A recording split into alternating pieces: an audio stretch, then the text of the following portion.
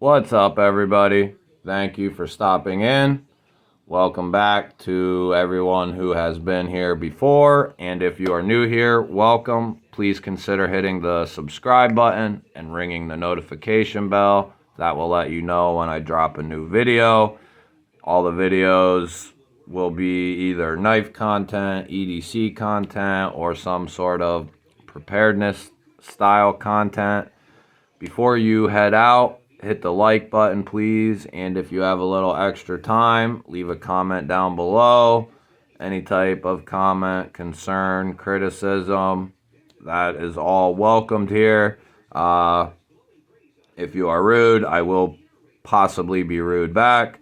But most people are very nice. I do have some people who like to leave rude things, and sometimes I have fun with them, but sometimes I'm just nice back. They hate that even more. But today we are doing an overview / review of the Osborne in S90V in carbon fiber from BENCHMADE. One of their top of the line premium knives, definitely in their upper echelon of knives, with the premium S90V, the well done carbon fiber, amazing looking knife, very hard to beat a USA made BENCHMADE knife. They do, some people hate them, a lot of people love them. Either way, you have to admit they do well. I have never had an issue with a weak spring, a spring breaking, and I have 5 BENCHMADEs, I think, 5 or 6 BENCHMADEs, and then I have a dozen other Axis style lock knives or crossbar lock, and I have not had an issue with any of them, not yet. After several years, none of them have given me an issue. One of my BENCHMADEs I do have is one of the hardest hitting knives I have in my collection, which is fairly surprising. I will bring that up here in a minute. But we are talking about the Osborne. This was not my first BENCHMADE. If you've watched my channel, you know that this was my first BENCHMADE and my first real knife purchase, that kind of got me into the hobby. Technically second, but I got my Buck 110 first. But the Bug Out is the knife that drove me into the hobby. So I got that first, and then I picked up the Super Freak in M4, which is an amazing knife. Then I got the Adamas, the full-size one in crew wear. That's an amazing knife, heavy-duty knife. And then I got the Osborne, and then I got the Griptilian. This is one of the hardest hitting Axis lock style knives that I have. You can just hear the thwack. Very well done. The sounds are awesome. The action is awesome. Very well done. I changed the thumb studs on it because I love these. They're from Flytanium. They're so comfortable. I put some on the Osborne as well, I believe. Very comfortable thumb studs.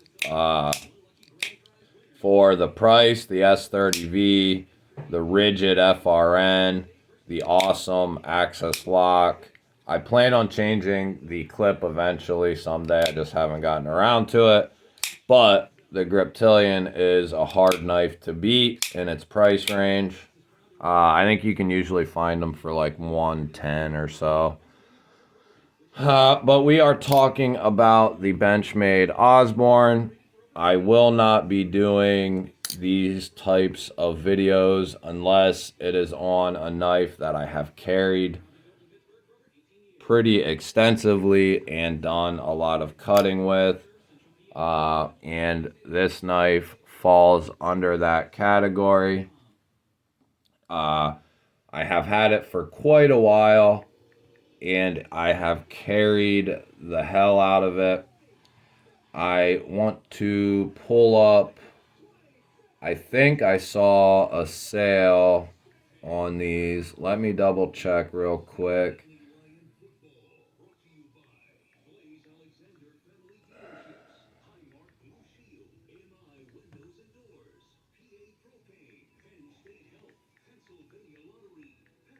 Sorry about that. I had it pulled up, but it for some reason went away. Right here. The Knife Center has them right now for $315, so they actually are up in price. It's technically classified as the -1. Blade HQ has them for $315. I forget exactly what I paid for it. So it looks like all the way around it is going to come in at $315 across the board. If you can find it in stock, it's going to come in at $315. So for that, it is a little pricey. That is more than it used to be. You're still getting American made, a lifetime warranty, S90V steel, which is, you know, as premium as you can get in its class. You're getting BenchMade's crossbar lock. You're getting awesome carbon fiber. Standoffs are awesome colored. I would love to get a matching clip and thumb studs, but the thumb studs on my bug out match, but I'm not taking those off. So it stays the way it does until I change that. But this knife I have with that sheep's foot blade, it's a modified sheep's foot, modified drop point blade. You have this nice long stretch of blade, a tiny bit of belly, and then that nice fine point. And a lot of people love this knife for many reasons. It's very utilitarian. The original green one is awesome looking. I've never actually handled that one, the green one, the original, but I've heard a lot of good things. You know, if you're a Benchmade fan, you like the 940. This one has been carried and used a lot. The only thing I have done to it is strop it, you know, and it's kept its edge pretty well. There are a few spots on it that do need some touching up, but I'm kind of trying to push these knives to the point, you know, and see how long the blade will really last. Now, I alternate what I carry almost every day. There are some times where I'll carry a knife 2 days in a row or whatever. So a lot of my knives are not getting extensive use quickly. But there are knives that I carry often, and eventually I will do a overview or review of it. Now, this knife for an EDC knife is perfect. For a tradesman, probably not.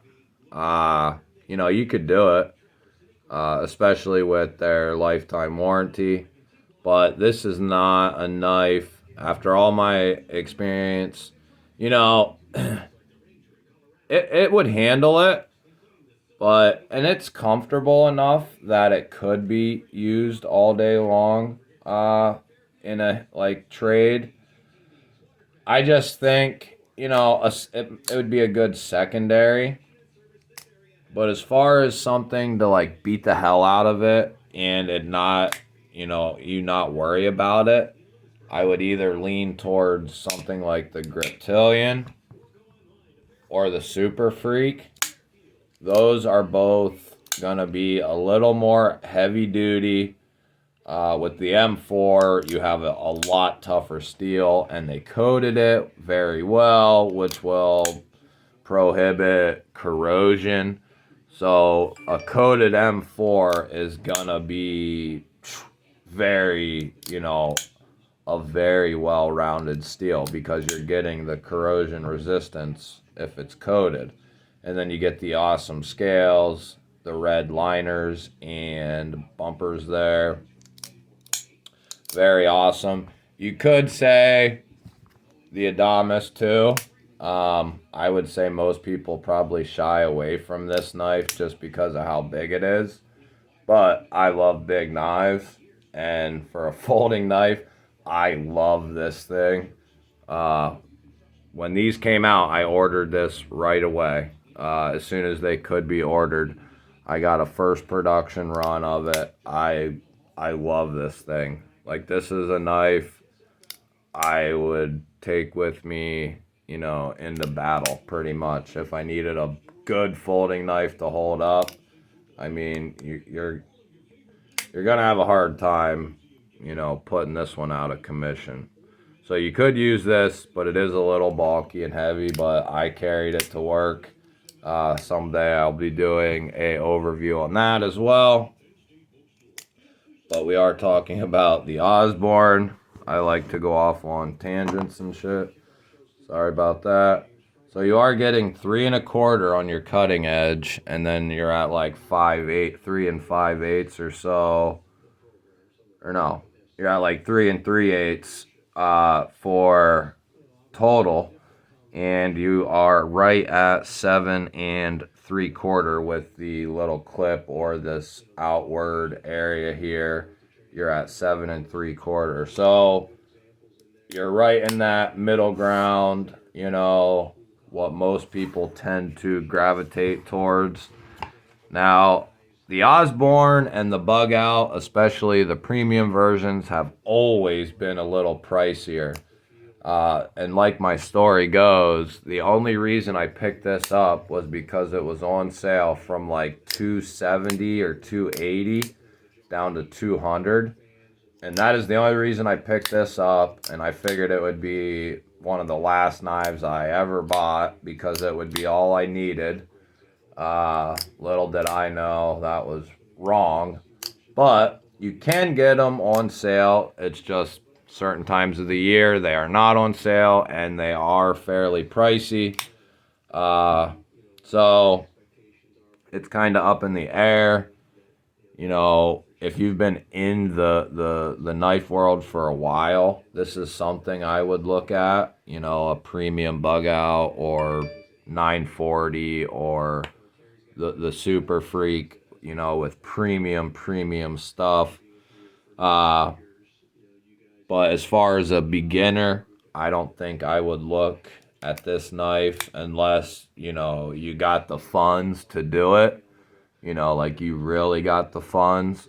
Now they do have 4-pays, so you could do like $75 or so every 2 weeks, which is more manageable. So you do have that, and so it can be done that way too. So, and there's all kinds of ways to do that. So all in all, I would give, this knife like a 7 out of 10.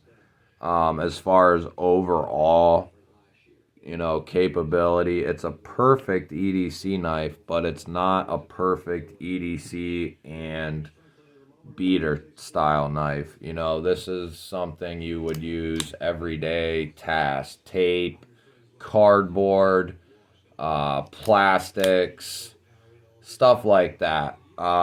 And it's going to hold up for a long time. That's mainly what I've cut with this. I have put it through other materials, but all in all, it still has a perfect working edge. I mean, this has over a year of carry on it, more than that, and the edge, factory edge, is still a working edge. Now, it's cutting magazine, very thin magazine paper, and it's doing it pretty much just fine. So that S90V and the edge retention is going to hold up for a long amount of use.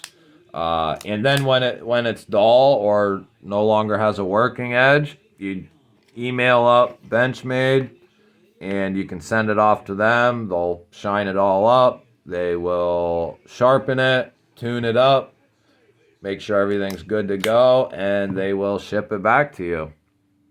I think all you got to do is pay for the shipping there, which would be a couple bucks or whatever. So for a couple bucks, you can basically get, a brand new knife back from BenchMade every time you send it in. So that's where you're paying, it could be like $50 more for that warranty. Without the warranty, I bet that this knife goes for like $250, which would be average for S90V like that and carbon fiber, But because of BenchMade's lifetime warranty with the knife, they are able to charge a little more, and people buy it because of that warranty. If you get it and it's not sharp enough or this or that, you send it right back and they'll take care of it. So, no questions asked warranty pretty much.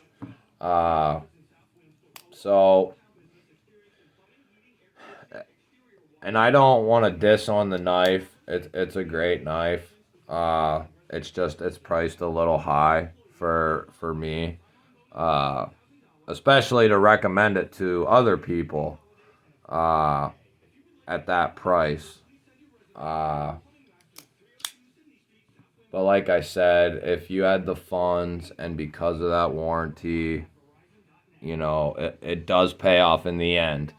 If you ask me this or a $250, $300 Wii knife or whatever, or this, I'd tell you to go with this because you can have this knife for the rest of your life, then give it to your son or daughter, and they can have it for the rest of their life and continue getting sharpenings done on it and maintenance and whatever. That Wii knife, you're not going to be able to do that. So, all in all, if you're looking for an EDC knife that you can get like a one and done type of deal and have it for the rest of your life and then maybe pass it down, it's perfect for that. You got nice jimping. It's very comfortable, especially for EDC. Very comfortable. It's a great knife. Alright guys, that is the BenchMade 940-1, the OSBOURNE and S90V. 8 there. And the awesome carbon fiber. Such a great knife. And a great looking one too. Alright guys, if you're still here watching, thank you, I appreciate it. If you haven't hit the like, hit the like. If you are still here not subscribed, hit the subscribe button and the notification bell. Leave a comment down below. Do you have any BenchMades? Do you have this BenchMade? Leave it down below. Have a good night guys, and I will catch you on the next one.